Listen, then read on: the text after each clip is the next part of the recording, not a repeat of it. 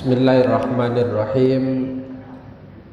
Assalamualaikum warahmatullahi wabarakatuh.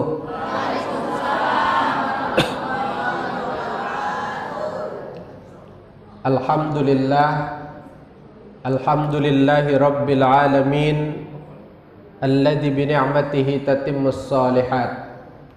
Alhamdulillah alladzi an'ama alaina ni'matil iman wal islam. Ashhadu an la ilaha illallah wahdahu la syarika lah, wa ashhadu anna sayyidana Muhammadan abduhu wa rasuluh sallallahu alaihi wasallam, la nabiyya wa la rasula ba'da, amma ba'du. Alhamdulillah, kita bersyukur kehadiran Allah Subhanahu wa taala. Hari ini 17 Sa'ban 1446 Hijriah. Allah berikan kita nikmat iman, Allah berikan kita nikmat sehat, Allah berikan kita nikmat panjang umur. Alhamdulillah kita bisa sama-sama hadir di masjid yang kita cintai ini.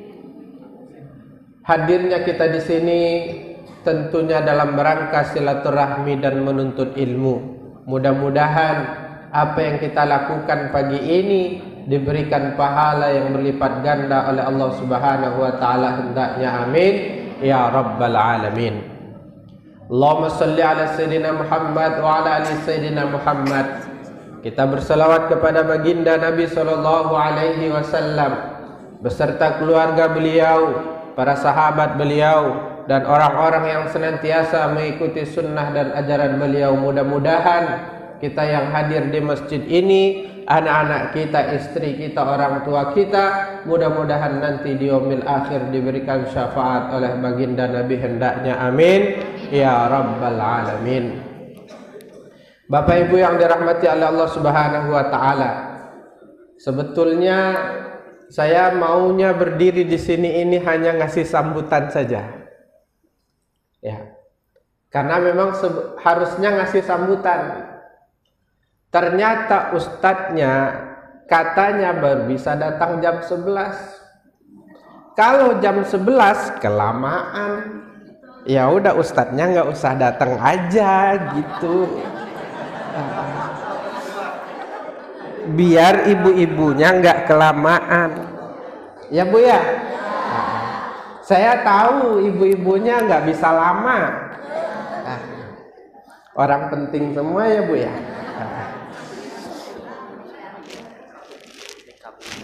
Oh ini. Oh oke. Siap. Jadi ibu-ibu, bapak-bapak yang dirahmati oleh Allah Subhanahu wa taala, kita nggak lama-lama ya. Yang penting poinnya dapat. Ya. Yang penting poinnya dapat lalu diamalkan. Ya. Oh ya, siap. Yang penting poinnya dapat lalu diamalkan. Karena kalau kita punya ilmu tapi nggak kita amalkan, nggak ada gunanya. Makanya iman itu amal. Orang beriman tuh harus beramal. Jadi kalau ada orang ngaku beriman tapi dia amalnya buruk, nggak beriman dia. Iman itu khasyah. Kalau ada orang beriman tapi nggak ada rasa takutnya kepada Allah, nggak ada imannya. Jangan ngaku beriman. Jadi kalau orang beriman tuh amalnya bagus, perkataannya bagus, sholatnya tepat waktu, itu orang beriman. Kalau orang beriman itu tontonannya bagus, ya. Nggak mungkin dia mencela-mencela, itu orang beriman karena ada rasa takut kepada Allah. Yang penting nanti kita dapat sedikit ilmu lalu kita amalkan. Karena poinnya adalah judulnya Tarhib Ramadan, maka berarti kita bahas tentang persiapan menuju bulan Ramadan. Banyak Bu persiapan menuju Ramadan. Ibu-ibu yang mau catat, banyak yang nyatat ya. Banyak sebetulnya yang harus kita persiapkan untuk bulan Ramadan. Kita tahu bulan Ramadan ini bulan yang Allah kasih untuk kita, khusus umat Nabi Muhammad. Kenapa Allah kasih sama kita bulan Ramadan? Karena kita ini umat yang usianya pendek, Bu. Usia kita ini maksimal ya 60 tahun lah, 70 tahun. Kata Rasulullah, umru ummati baina sittin wa sab'in. Umur umatku itu enggak banyak, 60 sampai 70 tahun saja. Jadi kalau ibu-ibu udah ada yang lebih dari 60, bapak-bapak yang udah lebih dari 60, hati-hati. Itu nggak lama, serius nggak lama.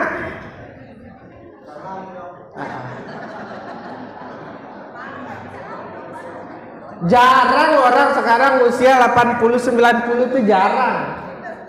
100 ada satu-satu, tapi udah ngerepotin orang. Jadi usia kita ini 60-70 tahun. Kalau usia umat-umat dulu itu ada yang 900 tahun, ada usianya yang 500 tahun, ada usianya yang Nabi Nuh aja usianya 950 tahun. Itu kalau beramal banyak amalnya, Bu. Kalau kita usia kita pendek, belumlah pendek, potongan lagi belum balik 15 tahun. Berarti cuma sisa 40 tahun. 40 tahun belum tidurnya, belum mainnya. Sisalah paling cuma 10 tahun bersih. Tapi Bu, kita dikasih bulan Ramadan. Allah kasih bulan Ramadan agar kita dapat pahalanya banyak. Makanya beramal di bulan Ramadan itu pahalanya dilipat gandakan, 10 kali lipat bahkan lebih. Kalau kita melakukan amalan sunnah, pahalanya disamakan dengan amalan wajib. Kalau kita sedekah di bulan itu, pahalanya berlipat-lipat. Kalau kita sholat di bulan itu, pahalanya berlipat-lipat. Baca Al-Quran di bulan itu, pahalanya berlipat-lipat. Maka karena itu orang berebut ingin berjumpa dengan bulan Ramadan. Nah, mudah-mudahan kita berjumpa dengan Ramadan tahun ini hendaknya, amin ya rabbal alamin. Kalau berjumpa jangan disia-siakan. Maka sebelum masuk bulan Ramadan, karena kita tahu itu bulan yang mulia, kita harus mempersiapkan diri. Nah, apa aja yang perlu kita persiapkan? Yang pertama, betulkan niat kita. Bilang sama diri kita, ya Allah, aku ingin Ramadan tahun ini Ramadan terbaik dalam hidupku yang pernah ada. Diniatkan, dicita-citakan. Jadi kalau Ramadan sebelumnya masih agak kok puasanya kurang sempurna, bacaan Qur'annya belum sempurna, mungkin Ramadan sebelumnya tak terlalu banyak ibadah, tarawihnya bolong-bolong, niatkan tahun ini harus betul-betul sempurna, terutama yang tadi usianya sudah 50-60 tahun. Jangan sampai usia udah 60 tahun tapi masih bolong tarawihnya. Usia sudah hampir 60 tahun tapi tak bisa gunakan Ramadan dengan sebaik-baiknya. Sayyidina Fudail bin Iyad itu pernah ditanya oleh seseorang. Apa kata seseorang kepada Syekh Fudail bin Iyad itu? Ya. Kenapa orang? Pertanyaannya sebenarnya gini, simpel. Apa bukti orang itu sukses? Lalu dijawab oleh Syekh Fudail bin Iyad itu, orang yang sukses itu adalah ketika Allah kasih dia usia sampai 60 tahun, lalu kemudian di usia senjanya dia berbuat baik kepada Allah, lalu Allah hapus seluruh dosa-dosanya masa lalu. Sedangkan orang yang buruk, yang gak sukses adalah orang yang ketika usia 60 tahun masih melakukan dosa, sehingga Allah tak ampuni dosanya yang sudah berlalu dan dosa ketika dia 60 tahun itu. Jadi kalau kita mau di usia akhir-akhir senja ini, kalau mau dosa-dosa masa lalu kita itu hapus, ia perbanyak amalnya. Jadi orang yang husnul khotimah itu tak perlu lama, Pak. Tak perlu lama. Ya, sebulan, 2 bulan fokus dia ke masjid terus meninggal. Padahal lama sebelum-sebelumnya nggak pernah ke masjid. Sebelum-sebelumnya nggak pernah ngaji, ya kan? Pas 2 bulan, 3 bulan mau meninggal, rajin dia ke masjid, rajin ngaji, sholatnya 5 waktu ke masjid, meninggal dia. Itu husnul khatimah. Karena yang dihitung tuh akhirnya, sehingga Allah sayang sama dia. Yang lama-lama lupa gitu.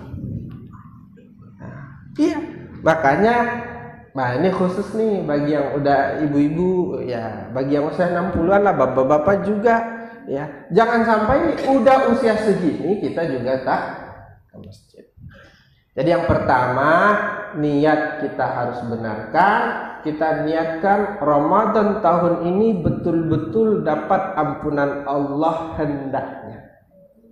Niatkan Ramadan tahun ini harus terbebas dari api neraka. Coba ibu bayangkan, kalau seandainya kita sholat tarawih saja setiap malam pas Ramadan full, berapa banyak pahala yang kita dapatkan. Dan salah satu dari malam tersebut pasti Lailatul Qadar yang pahalanya sama dengan 1000 bulan, 83 tahun. Luar biasa pahalanya. Belum lagi kalau kita sholat 5 waktu ke masjid, ya. Kalau kita sholat 5 waktu ke masjid full selama Ramadan, dikalikan 10 saja, berarti sama seperti kita sholat 5 waktu ke masjid selama 1 tahun.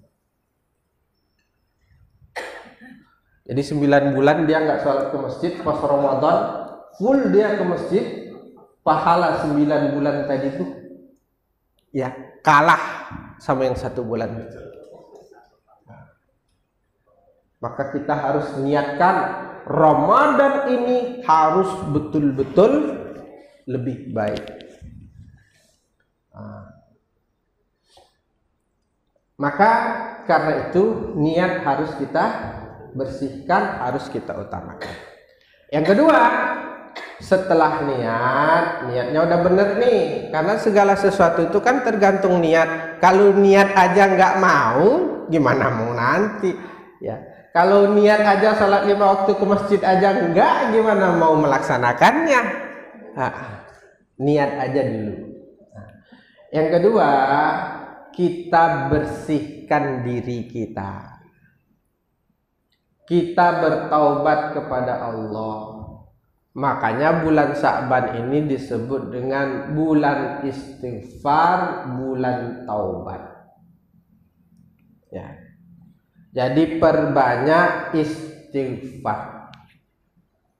Nah, makanya nanti sebelum masuk bulan Ramadan, Bapak Ibu gunakan kesempatan sekali paling tidak, mandi taubat, sholat sunnah taubat, lalu perbanyak istighfar. Sekali aja paling tidak.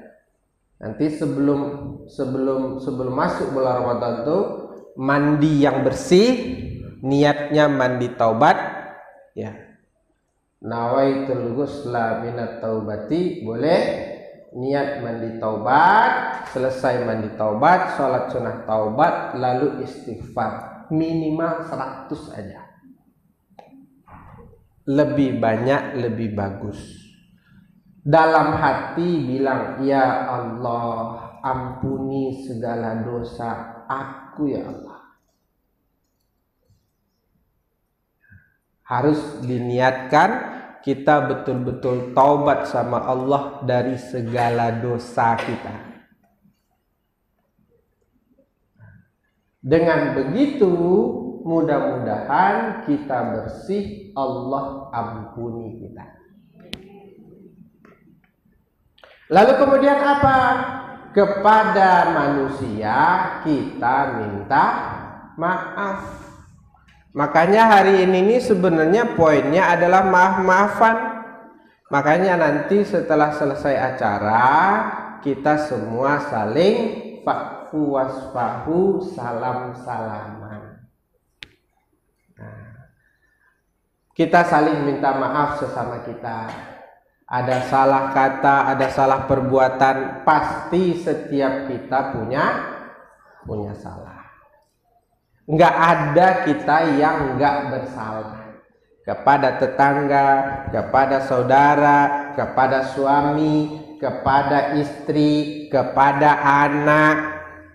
Makanya sebelum masuk bulan puasa, gunakan kesempatan sekali nanti, bapak atau ibu ajak keluarga ngumpul. Mau makan bersama kek, atau bilanglah ayah mau ngomong sesuatu. Nah, setelah ngumpul bilang, ya ayah minta maaf sama ibu atas segala kesalahan selama ini. Ayah minta maaf sama anak. Nah, nanti anak juga gitu minta maaf sama orang tua. Ya. Itu dibudayakan, dibiasakan, agar semuanya selesai dan kita bersih masuk bulan Ramadan. Bersih saja kita masuk bulan Ramadan, belum tentu kita bisa maksimalkan sebaik mungkin. Apalagi berlumuran dosa masuk bulan Ramadan. Jadi nanti ya ada berapa? Yang pertama tadi kita mandi taubat, sholat sunnah taubat, istighfar. Itu paling enggak sekali sebelum, kalau bisa 2 kali 3 kali boleh.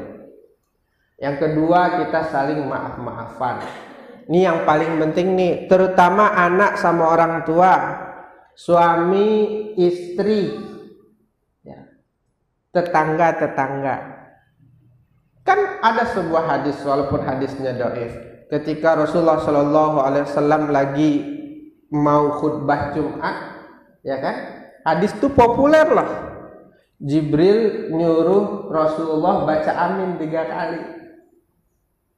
Dalam doanya, ya Jibril tuh setelah selesai khutbah, para sahabat bertanya, ya Rasulullah, nah tadi engkau baca amin 3 kali? Kata Rasulullah, tadi Jibril berdoa suruh aku mengaminkan. Apa doanya? Jangan terima puasanya seorang anak sebelum dia minta maaf kepada orang tuanya. Amin. Jangan terima puasa seorang suami, seorang istri sebelum dia minta maaf kepada suaminya. Ini penting, makanya kita maaf-maafan dulu sebelum masuk bulan puasa. Makanya ada acara ruahan, ada acara munggahan, biar kita saling maaf-maafan.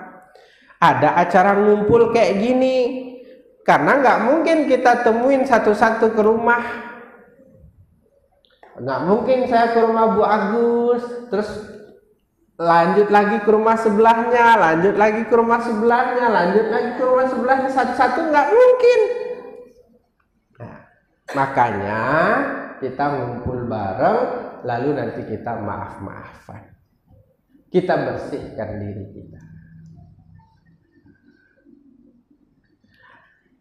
Bapak Ibu yang dirahmati oleh Allah Subhanahu wa taala, kita nggak lama-lama ya Bu ya. Sampai jam 11 kelamaan ya Bu ya. Nanti kita ada dopres Ibu-ibu. Nanti kita bagi-bagi dopresnya. Oke. Berarti sudah 2 yang harus kita lakukan. Pertama mandi taubat, perbanyak taubat, yang kedua maaf-maafan. Yang ketiga, ini yang kadang-kadang ada juga orang bertanya. Salah satu budaya kita tuh nyekar, datang ke kuburan, ya, ziarah kubur sebenarnya. Poinnya apa? Ngirimkan Fatihah, Yasin untuk orang-orang yang kita sayangi. Ibu pengen dapat anak yang berbakti? Pengen.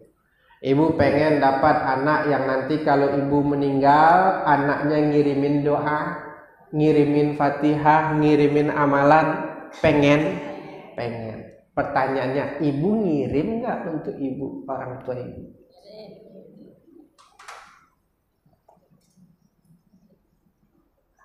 Orang kalau mau dapat kiriman harus ngirim dulu. Nah, makanya kita harus berbakti kepada orang tua dengan mengirimkan amalan-amalan. Berbakti kepada orang tua yang sudah meninggal itu lebih penting daripada berbakti kepada dia masih hidup. Kalau orang tua kita masih hidup, kita kirim 500.000, itu nggak begitu terasa bagi dia. Tapi kalau orang tua kita sudah meninggal, lalu kita ambil uang 500.000, kita masukkan ke kotak masjid, bilang, ya Allah, ini untuk orang tuaku yang sudah meninggal, wakaf untuk beliau, top, masukin masjid. Itu jauh lebih berasa bagi beliau daripada ketika dikasih ketika hidup.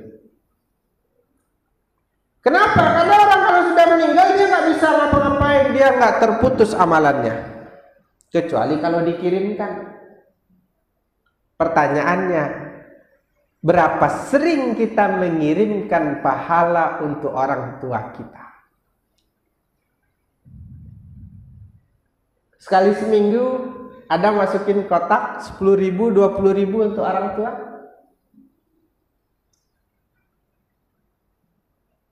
Jarang. Sekali seminggu ada bacain surat Yasin untuk orang tua?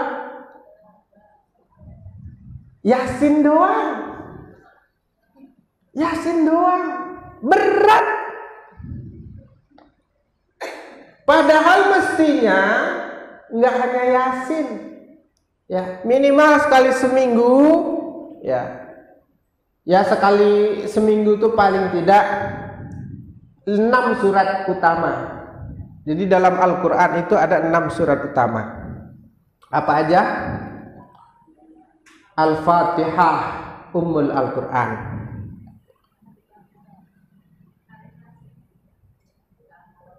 Yasin, Qalbul Quran. Al-Baqarah, Sanamul Quran. Al-Ikhlas sama Ma'udzatain, 6. Ini kalau bisa dikirimkan untuk orang tua.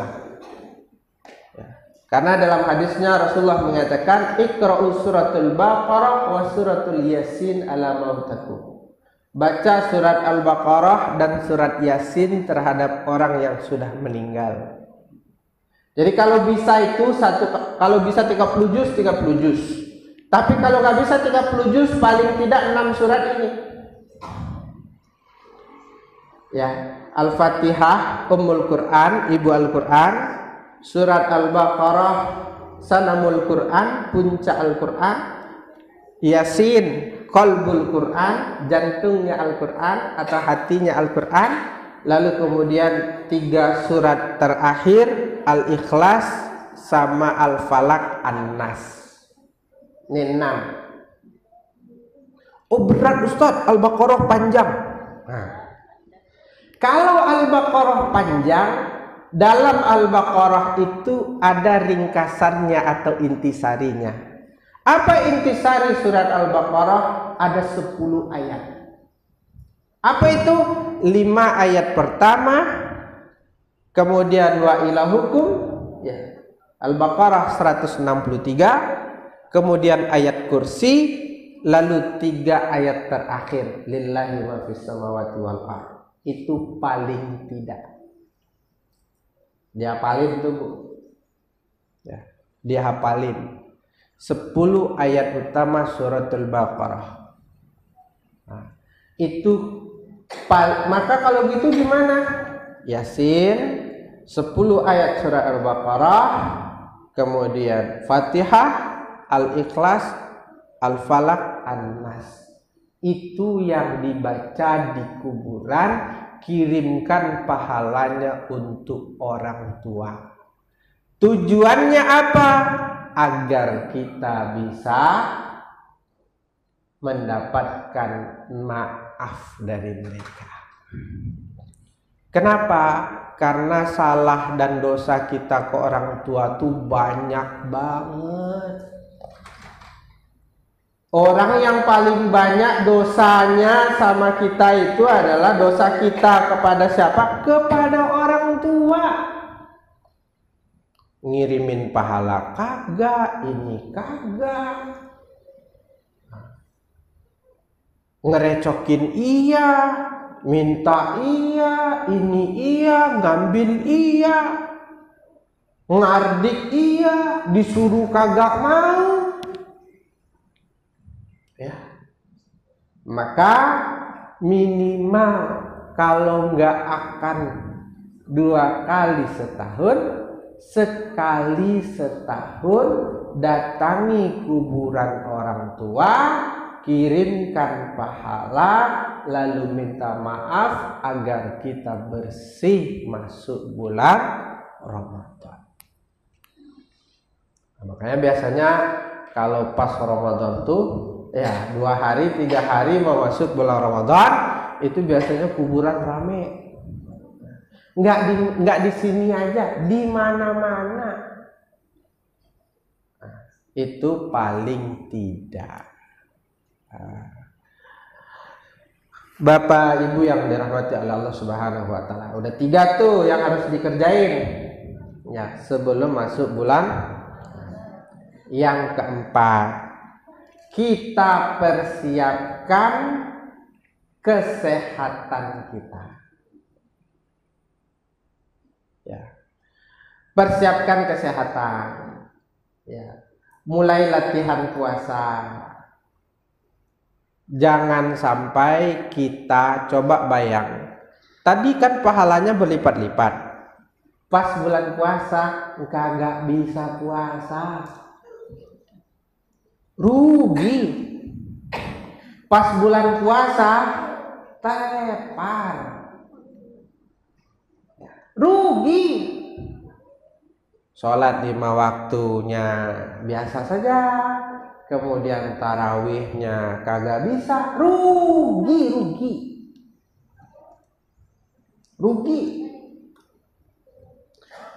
Bu, orang aja pas bulan puasa tuh nggak bisa berdiri, duduk dia sholat. Ya, boleh duduk sholat sunnah tuh boleh duduk, saking ingin dapatkan pahala. Lah kita sakit. Maka persiapkan kesehatan. Makanya kalau nggak perlu pergi-pergi jauh, nggak perlu pergi-pergi jauh. Ya, kalau ada rasanya yang berat-berat, nggak usah diinin dulu, ditahan-tahan dulu. Ditahan-tahan dulu. Belajar kita ke negeri-negeri yang kayak di Arab. Orang di Arab tuh Dia sistemnya kayak 11 bulan mencari, 1 bulan istirahat fokus ibadah. Dulu di Arab tuh istilahnya begitu. Makanya di Arab tuh orang pas bulan puasa tuh nggak ada yang kerja. Nggak ada yang kerja. Kerjanya apa? Ibadah aja. Ibadah aja kerja orang. Makanya kalau kita memang sudah punya banyak uang, bulan puasa, udah orang aja lah, anak buahnya kerja, saya nggak usah kerja. Nah, kerjanya apa? Ya di masjid aja, fokus di masjid aja. Serius. Di Arab itu rata-rata kalau ada kita kantor tuh paling buka jam 10 sampai jam 11, jam 9 sampai jam 11 saja. Orang fokus ibadah, malam nggak ada yang tidur. Coba ibu bayangin kalau ibu nanti ke Yaman atau ke Mesir, itu di sana budayanya sholat malam itu 2, sholat tarawih sama sholat tahajud. Sholat tarawih mulainya jam 8 setelah sholat isya, selesai nanti jam 11, minimal 1 juz. Di Indonesia jarang 1 juz, ada 1 juz nggak ada peminatnya. Di sana tuh paling minim satu masjid itu 1 juz, ada yang 3 juz. Nanti jam 11, selesai jam 11, istirahat. Istirahatnya di mana? Di masjid. Duduk selonjoran, minum, ngopi, sambil baca Al-Quran. Nanti jam 12:30 mulai lagi sholatnya tahajud. Itu jamaah sama kayak sholat tarawih. Jamaah seperti sholat tarawih. Nanti selesai jam 3. Jam 3 baru pulang, sahur, balik lagi ke masjid, sholat subuh. Selesai sholat subuh, ada yang pengajian lah, ada yang ngaji lah, sampai suruh baru pulang. Setelah itu duha, setelah itu baru tidur. Gitu orang di Arab. Begitu orang ngejar pahala. Kalau kita, nggak bisa Ustaz, kita harus kerja, harus dagang, harus ini, harus, ya nggak apa-apa, itu kan pahala juga, ya kan? Pahala itu kan banyak juga modelnya, tapi kita harus lebih utamakan daripada yang lain. Maka kita persiapkan kesehatan, kita persiapkan perbekalan. Ya, kalau bisa ya Al-Quran baru, sajadah baru kalau bisa, kalau enggak ya sajadah lama dibaruin, ya kan? Sajadah lama dibaruin, mukena lama dibaruin, ya.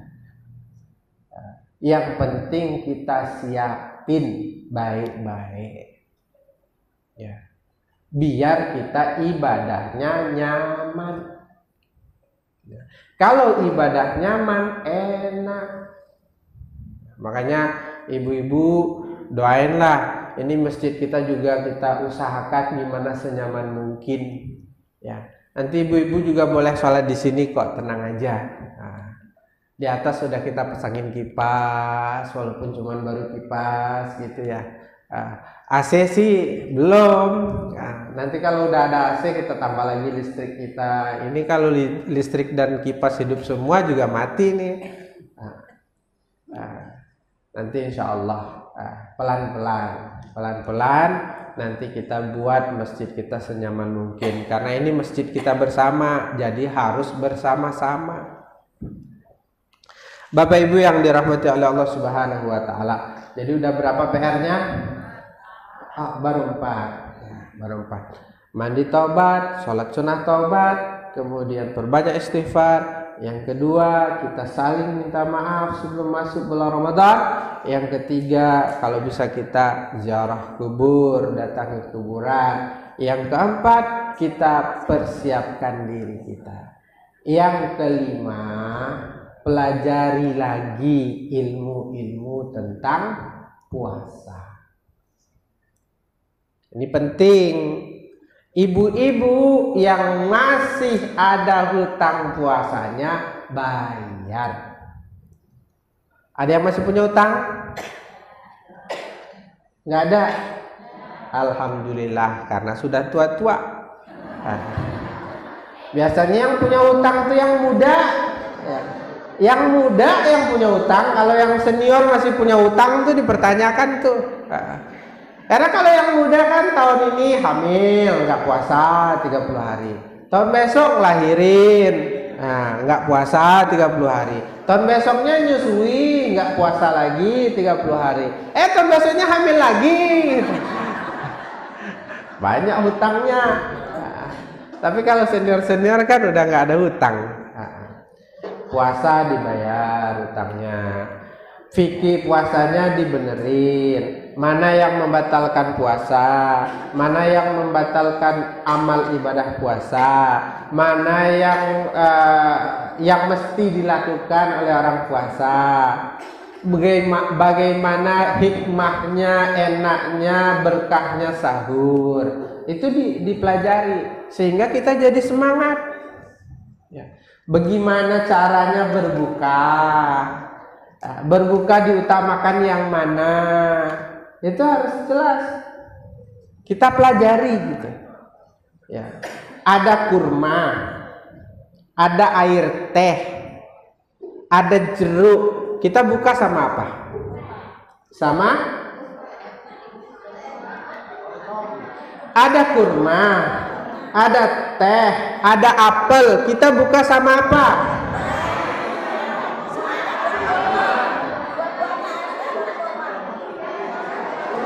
Hah? Kalau bilangnya teh, itu berarti fikih puasanya nggak benar. Sunnahnya itu kita bukanya sama kurma. Jangan kita ngeteh dulu sebelum makan kurma. Iya, cicip aja kurma satu dibatalin dengan kurma, setelah itu ngeteh boleh.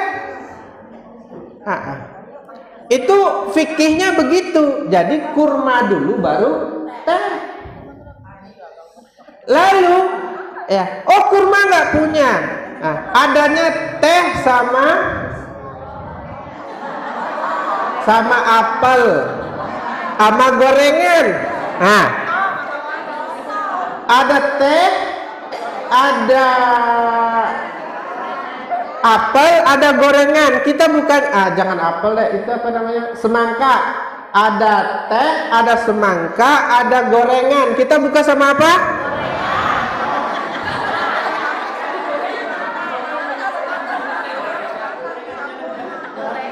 Gorengan. Berarti salah lagi buka puasanya. Fikihnya. Jadi Bu, fikih buka puasa itu berbukalah dengan yang manis, hilwah namanya. Kalau orang Arab tuh nyebutnya halawi. Halawi itu adalah manis kurma.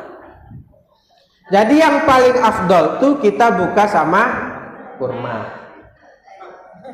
Kalau kurma nggak ada, yang manis alami, buah-buahan, semangka, ya. Lalu kalau nggak ada kurma, nggak ada semangka, cari yang manis lagi, baik teh, yang manis pokoknya. Kalau teh nggak ada, baru air putih.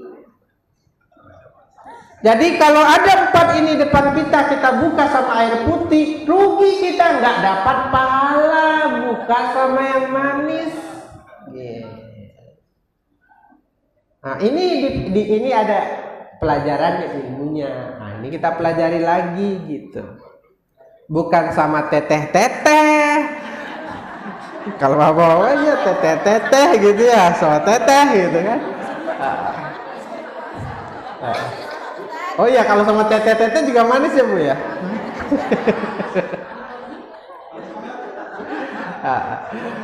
Jadi ilmu-ilmu yang kayak gitu tuh kita pelajari lagi, ya. Bagaimana ilmu tentang makan sahur, berkahnya makan sahur, ya. Makan sahur itu batasnya adalah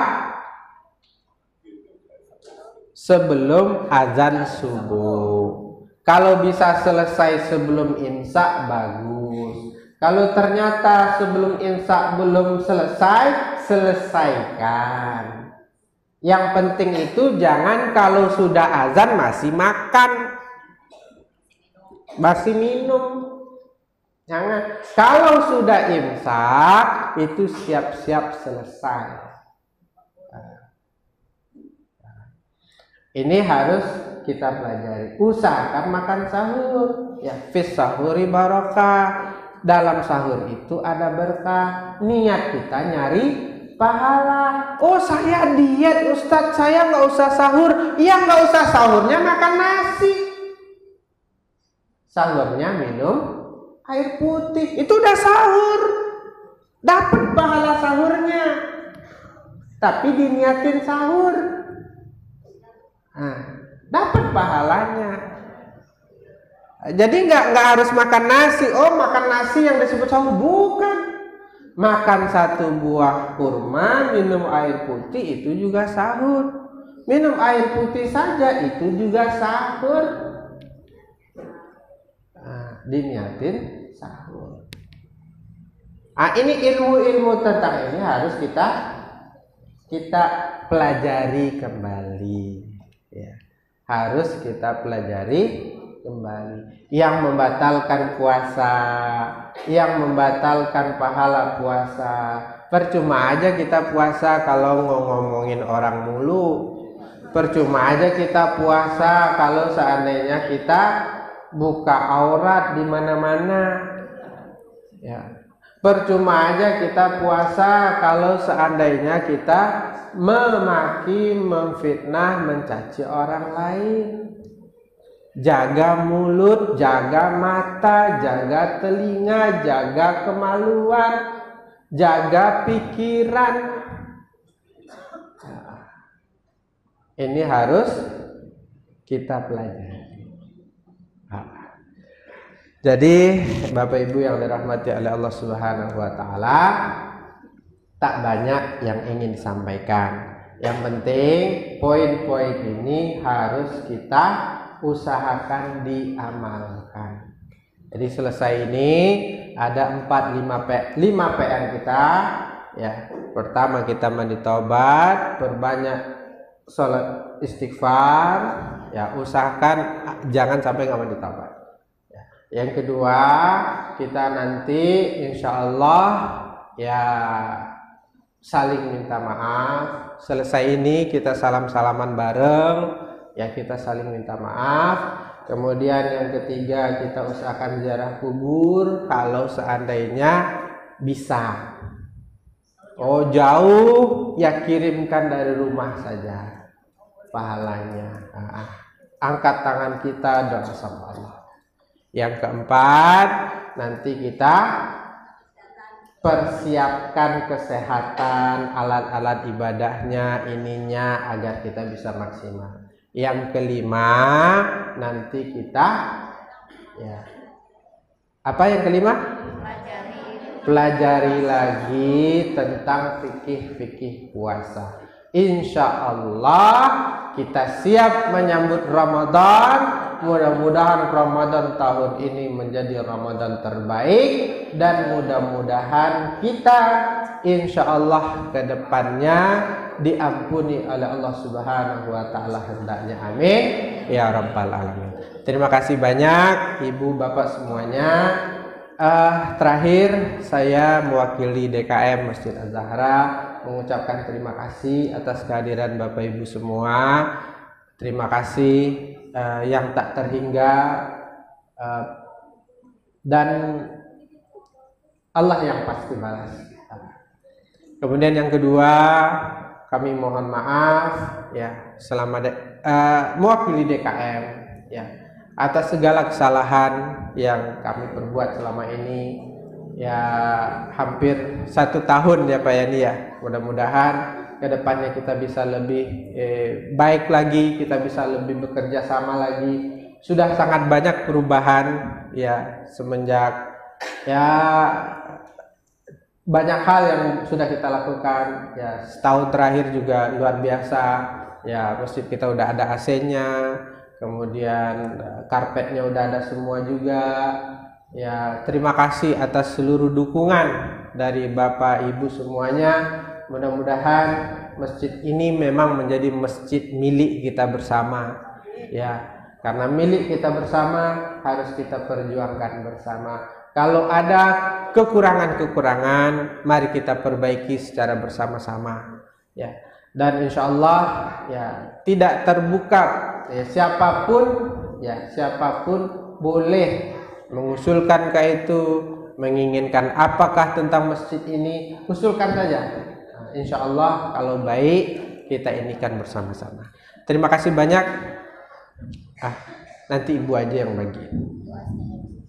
Terakhir, mari kita tutup dengan doa. Mudah-mudahan Allah panjangkan usia kita bisa bertemu dengan Ramadan tahun ini, dan mudah-mudahan Allah berkahi kehidupan kita dunia akhirat hendaknya. Amin ya rabbal alamin. Ala hadhihi wa ala kulli niyatin salihah wa ila hadratin nabil mustafa sallallahu alaihi wasallam wa ala niyatina ya Allah bisyiril Fatihah. A'udzu billahi minasyaitonir rajim. Bismillahirrahmanirrahim. Alhamdulillahi rabbil alamin arrahmanir rahim maliki yaumiddin iyyaka na'budu wa iyyaka nasta'in ihdinas siratal mustaqim siratal ladzina an'amta 'alaihim ghairil maghdubi 'alaihim waladdallin amin. Astaghfirullahaladzim. Alhamdulillahi rabbil alamin wassalatu wassalamu ala asyrafil anbiya'i wal mursalin wa ala alihi wa sahbihi ajma'in. Allahumma ya Rahman anta rabbuna ya Ghani ya Hamid ya Mudhi'u ya Mu'id ya Rahimu ya Wadud, irhamna ya Allah, irhamna ya Arhamar Rahimin.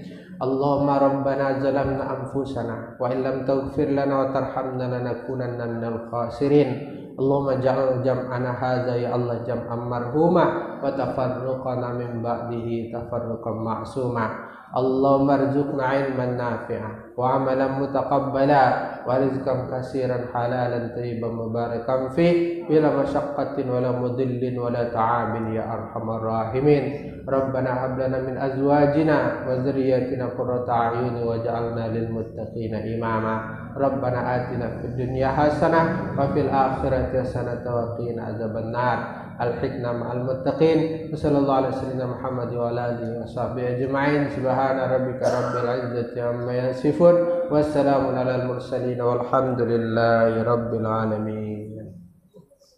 Terlebih dan terkurang mohon dimaafkan ya. Yang benar dari Allah, yang salah saya sendiri. Wallahu muwaffiq ila aqwamit thariq. Assalamualaikum warahmatullahi wabarakatuh. Terima kasih. Demikianlah tadi tausiah yang disampaikan oleh Ustaz Apriani. Semoga apa yang tadi disampaikan dapat menjadi pelajaran buat kita ya Bu. Jangan buru-buru pulang.